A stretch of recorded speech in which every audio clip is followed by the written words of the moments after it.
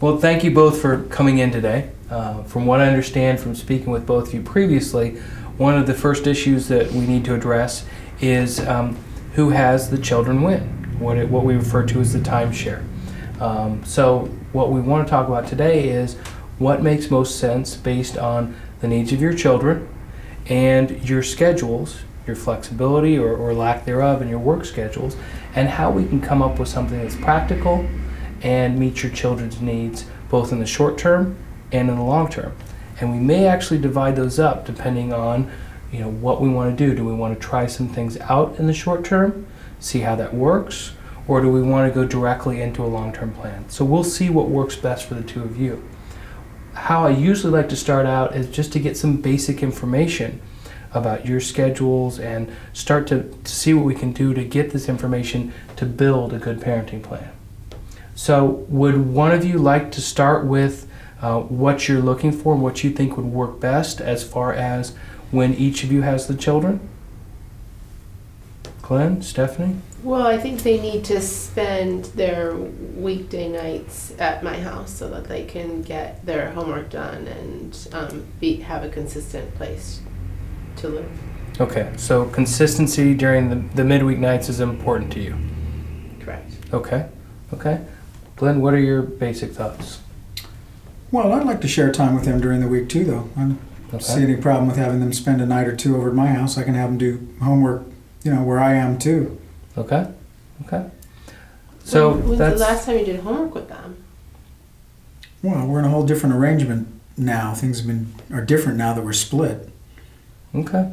Oftentimes there is a certain transition, or sometimes just a very direct flash cut, depending on how things happen, with the different timetables once one person moves out. So I always work with the understanding that we're starting from scratch here.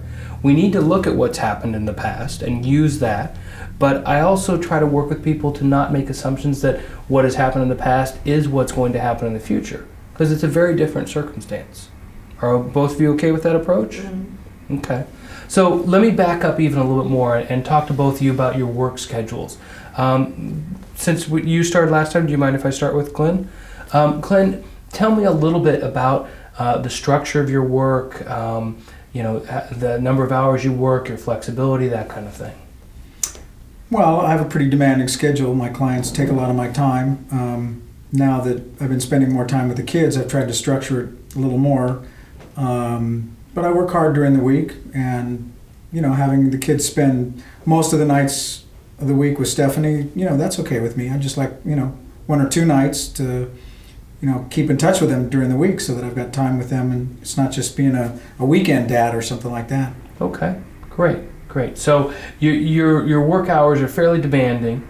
You have some flexibility, but your clients sometimes might demand that you work extra hours. Is that accurate? I mean, they're client emergencies, and I work hard, but usually I can set certain periods of time during the week and try to keep to that. If it's one or two nights, generally that's under my control. Okay. Because what we're going to be doing here is building the typical structure. Of course, there's going to be deviations or things that come up, emergencies, etc., that we'll need to build a structure for. And we'll have a flow chart that talks about the scheduled parent, the parent that was normally scheduled during that time, the parent, and whether the other parent would be willing to take over if there's an emergency. And then we'll also talk about what I call approved caregivers. These are people that both of you are comfortable with taking care of the children if an emergency comes up or something happens with your schedule. So we'll work through that process. But what we're looking at right now is how do we come up with the typical timeshare arrangement, who has the children when, and what I'm hearing from you is that you're fine with Stephanie having the children the majority of the weeknights, but you'd like to be able to break up that time period a little bit so that you had some interaction with the children a night or two during the week. That's right. Okay, great. Stephanie, what you can respond in one of two ways. You can just tell me originally what your thoughts were, which I think you went over a little bit before, or you can respond to what Glenn is saying. What are your thoughts on maybe having the children one or two nights a week? What nights were you thinking about? Well, I was necessarily thinking about any particular nights, I have to look at my schedule. I mean, if you could be flexible from week to week, that's probably the easiest for me because I can't always plan a rigid schedule from week to week. Let me just throw something out here because, again, I started this off by saying what we want to do is look at what's practical for the two of you, but we also want to integrate the needs of the children. And while that might be practical for you, my concern there is that consistency for the children can be very helpful.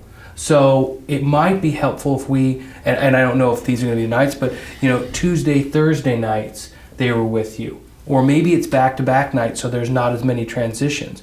But it is better. Okay, so you think we should minimize the transitions, which is well, and I think it should be the same days every week because otherwise if they want to do like something after school, then I can't sign them up because I don't know if you're going to be wanting to take them or not. Generally, the studies have shown that more consistency is better for the children. They understand, okay, Monday, Tuesday, I'm at Dad's house. Wednesday, Thursday, Friday, I'm at Mom's, or whatever it's going to be. But the minimizing the transitions back and forth is generally better. And having as much consistency week to week is better. Do you think that's something you can make work with your schedule? Yeah, that's fine. Okay. I mean, partly depends on the kids' schedules too, because I know they've got after-school activities now, and we probably should take a look at that and make sure that I can pick them up during the nights that I'm going to have them. Now, are there certain activities that either of you are involved in, that you're coaches for activities, or you're very involved in certain activities for either of the children? Well, I haven't been up until now, but now that I want to get more active with them, since we're not a cohesive family unit anymore, I'd like to take a look at that, maybe become more involved in their sports activities. That at least interests me more than some of the other stuff that they're doing. Okay, so you might going forward become more involved, and that gets us back to having some flexibility in the parenting plan. We don't want to, I think, just have it kind of higgly-piggly week to week, it's Monday this week, it's Thursday the next week, but this also doesn't have to be set in stone for the next 13 years since you've got a 5-year-old. And we want some flexibility, but we also want consistency within that. So if the schedule changed because the sports season changed or the activities changed, you could either work that out on your own informally, or you could come back in and see me and we could work through that. I generally try to work with people on at least an every other yearly basis and oftentimes a yearly basis so that we have a proactive meeting. We get together, we talk about what's working, what's not working, what we need to change in the parenting plan, and also kind of air any of the issues that have come up during that time frame. So that instead of things exploding at 6 o'clock on a weeknight when either of you have had a long day and things don't just go well in the transition with the children, we get a chance to proactively address those issues. So that's something we'll talk about more down the road. I think that's a really good idea, don't you think so? That makes sense to me. Okay. What I generally do is we build it into the agreement, and there's an opt-out clause. So if both of you agree 1 year, everything's fine, we don't need to come in and meet, you don't have to come in and meet with me. But if one of you says, I really think we should get together, then the agreement is that both parties come in. Are both of you okay with that? Sure. Okay. I think it's a really good idea. Great, thank you. We'll build that into the agreement.